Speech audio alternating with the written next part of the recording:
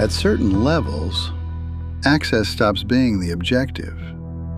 Recognition becomes the system. Being expected, being familiar, being understood before explanation becomes necessary. The most durable circles rarely expand publicly.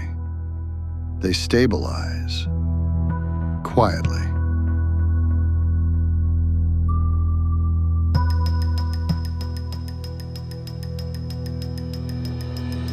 Most people imagine powerful networks as expansive, visible, active, constantly growing. But stable systems often move in the opposite direction. They narrow, not because they lack reach, but because continuity becomes difficult to preserve at scale. Trust degrades when variables increase, so the circle contracts, not to exclude, to remain operational.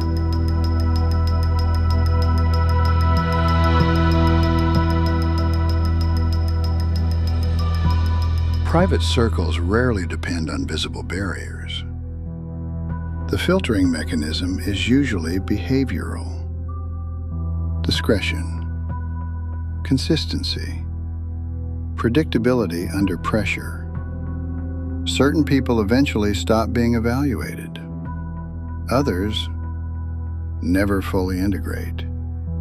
Not because they were rejected, but because the environment never completely opened. And in highly controlled systems, partial access is often indistinguishable from none at all.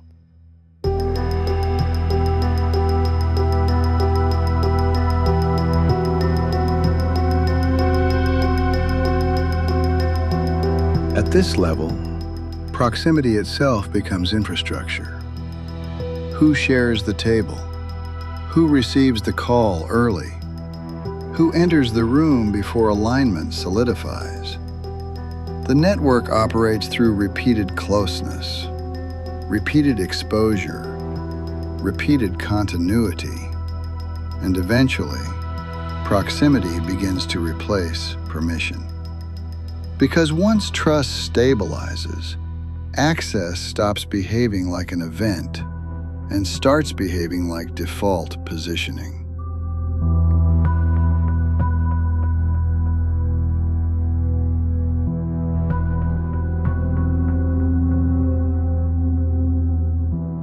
The more stable a network becomes, the less visibility it requires.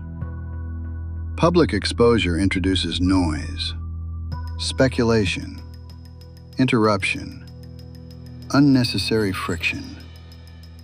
So mature systems move inward, not hidden, insulated, because systems built on continuity cannot afford constant instability.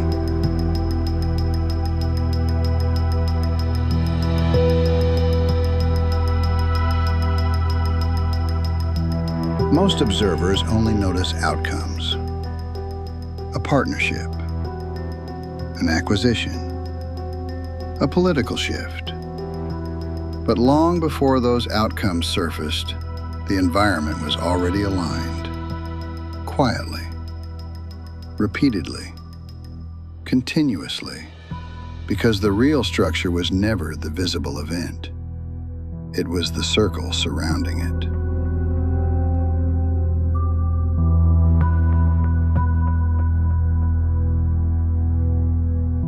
The strongest systems rarely depend on formal authority. They depend on recognition that is already stabilized, on trust that no longer needs constant verification. And eventually, reputation itself stops being personal. It becomes infrastructure. In the next episode, we examine how trust begins to function like a distributed system,